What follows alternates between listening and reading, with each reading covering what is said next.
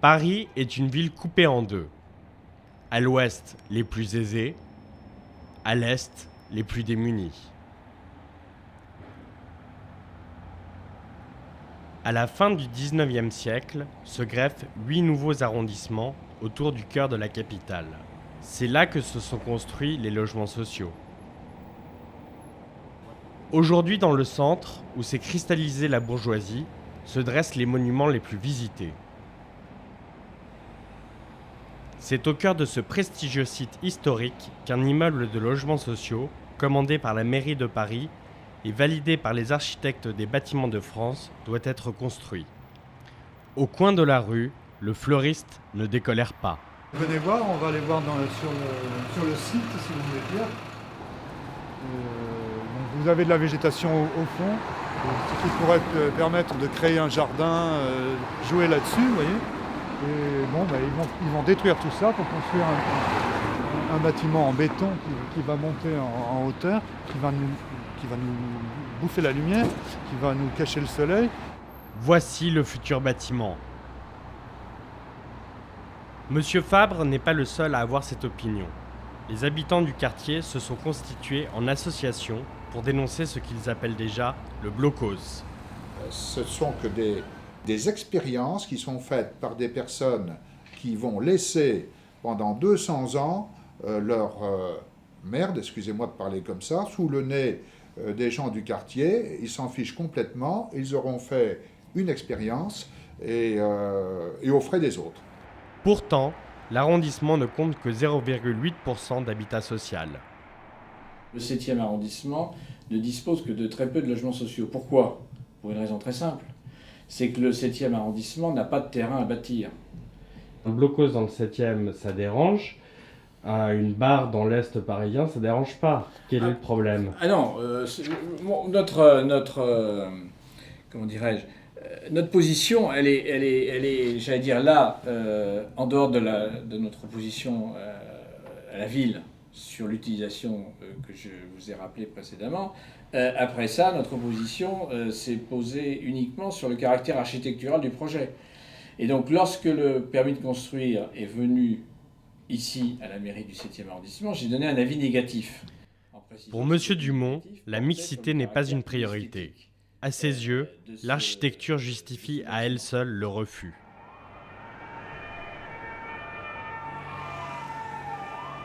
Direction l'Est parisien, où se trouvent les quartiers populaires. Ici, plus de 25% des habitants vivent dans des logements sociaux.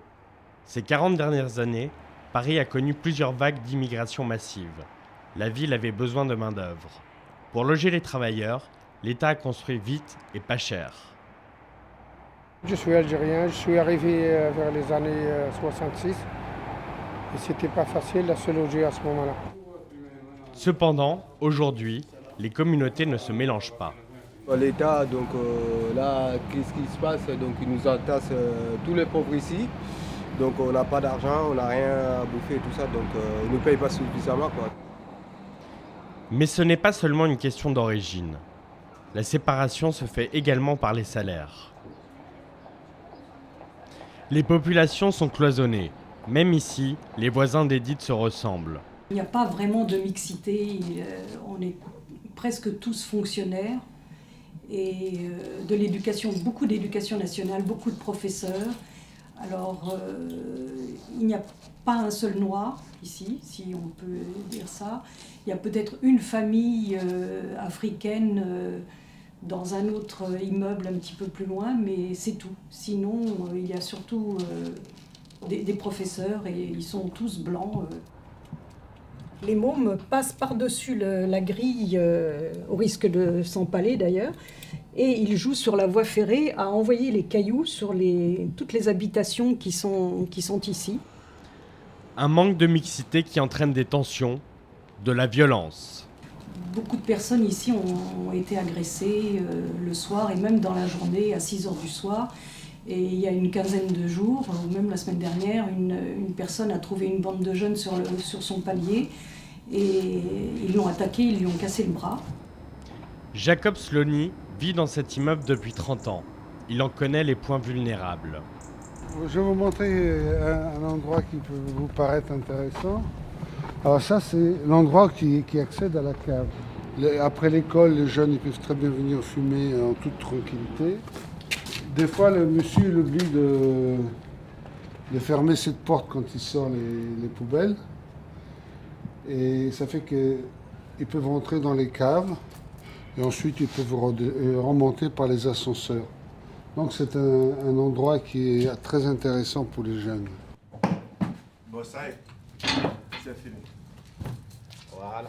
Tous les moyens sont bons pour rentrer dans l'immeuble. Depuis ce matin, on nous a installé une petite poignée. La raison de ce changement, c'est que quand c'est une grande poignée, quand on veut rentrer dans le hall, c'est-à-dire les bancs du vol, il suffit qu'ils se mettent à 3 ou 4, ils tirent dessus, ils peuvent l'ouvrir. Alors l'OPAC a inventé, enfin c'est l'habitat de Paris, a inventé un système de sécurité. Ils mettent des petites poignées afin qu'ils ne peuvent pas s'accrocher à 3 ou 4. Les locataires se barricadent. Ils ont peur des habitants de la cité. Pour essayer de rapprocher les gens, une association de quartier se mobilise. Une mission bien difficile pour un président qui se sent seul. J'aime pas beaucoup ce mot de mixité sociale parce que la mixité sociale, elle devrait se faire, non pas parce que artificiellement on met les gens les uns à côté des autres, c'est tout simplement parce qu'on va faire que des lieux de vie, de travail ou des lieux d'habitation vont être organisés pour que tous les gens se retrouvent. C'est quand ils se seront retrouvés ensemble qu'on organise éventuellement des événements ensemble, d'où la vie, on vit mieux ensemble. Ça aide les uns et les autres, je crois que ça nous booste un peu, parce que c'est pas toujours évident. La mixité sociale, c'est le mot à la mode. On a l'impression qu'on peut effectivement organiser des lieux d'habitation, par exemple, très organisés ou très sectorisés. On met les bourgeois d'un côté, les prolétaires de l'autre, et puis après on dit aux écoles ou aux associations, alors organisez la mixité sociale, c'est se foutre du monde.